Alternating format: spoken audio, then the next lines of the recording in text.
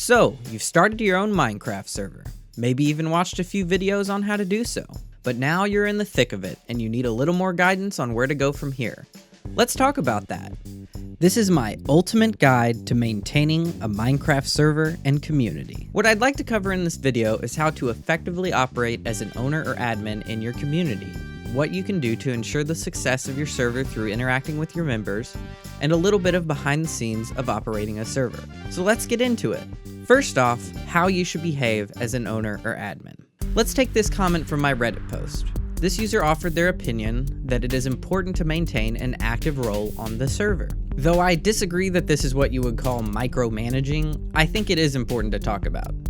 If you're starting out, it is crucial that the players see you as an active participant on the server. Whether it be participating in community activities, heading large-scale projects, or just being there in chat to talk to them, you have to be there for your players. Not only is it important to show your players that your server is worth playing on, but also so they immediately see you as a resource if they need anything. A while back, I attempted to start a server with a different group of people, and one of the major conflicts between myself and the other people starting the server was they strongly believed that you cannot play on a server you run. They believed it was a conflict of interest and that the only way to effectively run a server was if the players only saw you in an administrative role. I strongly disagreed with this notion and eventually left that group of players to form Unity. You have to be your server's biggest fan. You have to want to be there even if no one else is on. If you don't love and play on your server, how can you expect anyone else to? If you're a backseat admin that only shows up once in a blue moon, the server base will not see you as being there for them or for the server. A little tangent here about my personal experience. In real life, I worked in the film industry as a rigger and main company Grip. In 2019, I landed a gig on a major network television show, and I was working 50 to 70 hours a week. I knew I would not be able to be there for my server, so I handed the reins over to Thin. Link in the description. For about 4 months, Thin ran the server and kept the community alive in a way I would have been unable to, because I couldn't be there for my players. So yes, you have to be active on the server and present in the Discord to effectively run a server. Otherwise, your community will be short-lived without someone there to lead it. The next part of being an owner or admin is how you act. I talked about this in my guide to starting a Minecraft server video, but I think it's worth mentioning again. So don't get all power hungry and demand your player base worship you and never question your decisions. Players should see you as a resource, not as someone they need to mind their P's and Q's around. If your player base thinks that nothing they want or need is important because you're the one with the final say, they won't want to stick around. Essentially, your aim is to be seen as just another player, just one that has the power to help them out if they need it. You want to be on an equal playing field with your server members.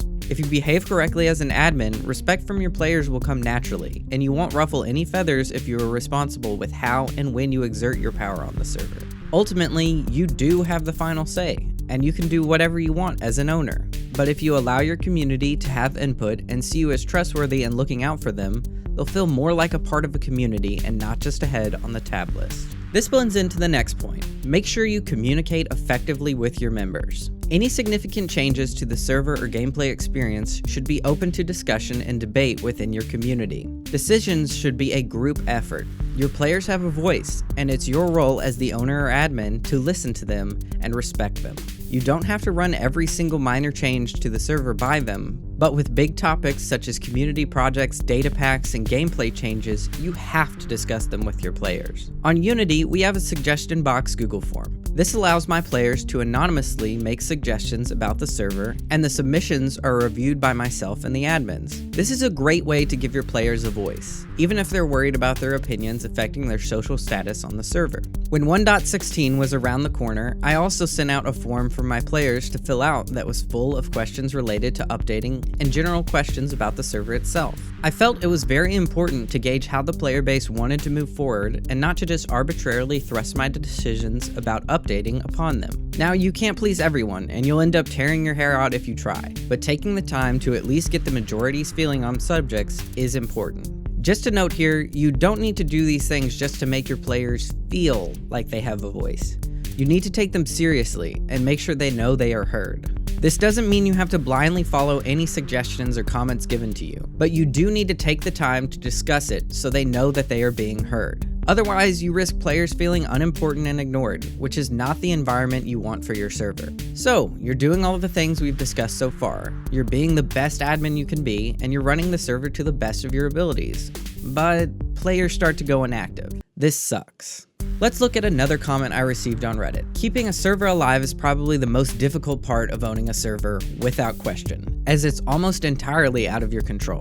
If you're like me, you begin to take it a little personally. Was it something I said? Was it something I did? Was it something I didn't do? You can't think that way. At the end of the day, it's only a game. Players will come and go, whether it's because IRL stuff takes over, they get burned out on the game, or just lose interest in general. Very few players will stick around forever. So let's talk about what you can do. First off, you can't wait until the server's dead or dying to start getting new players in. If you wait until then, you're essentially starting back at square one with an empty server, and it's even harder to entice players to stick around when the server is already developed and they feel behind. It's important to regularly add new players to the server, regardless of how well it's thriving. If your server's in a great place and you have a bunch of super active players, maybe you have some leeway and don't need to be adding new people. But even on a well-established server like Unity, we post ads to join about every 2 weeks. This may seem like a lot, but when it comes to landing a good player that will invest their time and effort into your community, the ratio of people that join and don't fit to good players is very low. You can add 10 people a week, and if it's anything like my experience, you only get 1 or 2 winners out of the bunch. So get new blood in your server regularly. This provides a fresh rotation of players, and you don't open yourself up to the burden of trying to breathe new life into an already dead server.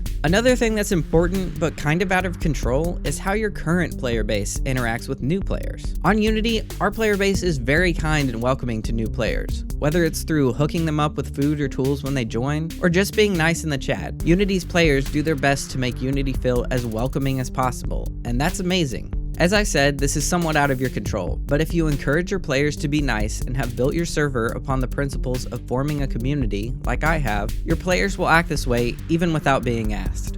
The last thing, which can affect new players and current players, is making sure you have community activities and projects that they can get involved in. I mentioned in my first Unity SMP video that we try and do a trivia night almost every Saturday. This gives new and old players a chance to jump in voice chat and feel connected to one another in a setting that isn't based upon their progression or time spent on the server. Another thing we do on Unity is our game day. We have a gaming district full of mini games that various players have built. Having a game day or similar community event is a great way for new players to instantly feel welcomed into the community and an opportunity for current players to get a renewed sense of belonging. So whether it's through large-scale community projects that players contribute to or community events, you need to have opportunities for your players to feel connected to the server. In my experience, if a player feels connected to the server through these things, they'll be motivated to be more active on the server. Okay, quickly before we wrap up, let's talk a little bit about the behind the scenes of running a server and how it can keep your community active and happy. Though Unity is a vanilla server in spirit, we are not technically a vanilla server. I would make this distinction in server ads and when I talk about the server, however, we maintain a vanilla play experience, so it's not worth arguing over. We run Paper instead of the vanilla server jar. Briefly during our update to 1.16, we had to run vanilla for a few days, and it was a huge reminder of why we run Paper. Paper has integrated features that severely reduce lag and optimize server performance. So if you run a server of really any size, consider moving to a lag-optimized server jar like Paper. The second thing is data packs. Now this is a hot button issue when people start debating what a vanilla server is, as data packs can alter gameplay from the vanilla experience. But the experience they can offer your players is far more important than winning an argument with a neckbeard who takes pride in the fact that he runs a vanilla server. Let those people enjoy their 18 FPS and void chunks, and we'll get into some data packs that can make the game a lot more enjoyable. Some data packs are just for fun, but one that is an absolute must is multiplayer sleep. The chances of aligning all players online sleeping at once is very low on a server with 2 or 3 more players online at a time. So go ahead and add that to your server as soon as possible. Other data packs like anti-creeper griefs, shulkers dropping 2 shells, and improved crafting recipes can really enhance your player's experience, but it should be a community decision to add any data packs that significantly altered the gameplay. I personally chose to model Unity's data packs off of the Hermitcraft server, as they are sort of the golden standard for community-oriented vanilla servers. But you can pick and choose how you want your server to be and install data packs that achieve that goal. So let's review the things I've covered in this video. I know it's been a lot of talking and not a whole lot of snappy editing, so here are the bullet points. Be active on your server. If you aren't there both in-game and on Discord for your players, they won't stick around and your community will begin to fade. Be seen as a resource, not as an admin. Your players should feel comfortable talking to you. You should be a friend and a fellow player, not just the big bad owner. Communicate with your community. Ensure that your players know they have a voice and that that voice is respected by you and your admins. This not only gives a better sense of community, but will also lead to your players respecting you and your decisions, as they know you aren't just a dictator. Maintain a constant flow of new players into the community. Getting new players involved while you still have an active player base ensures that the server won't die, as there is always a steady rotation of players there to fill up the tab list. Create opportunities for new and current players to interact in low-pressure environments. Whether it's through community projects or server-wide events, you want to make sure your players can feel involved, regardless of how far along they are in the game. And lastly, through backend solutions and data packs, improve the multiplayer experience for your players. If the server runs poorly and has no cool features, they might choose to move on. Alright, that's all I've got for now. Hope you found this helpful, or at least somewhat interesting, and until next time, bye!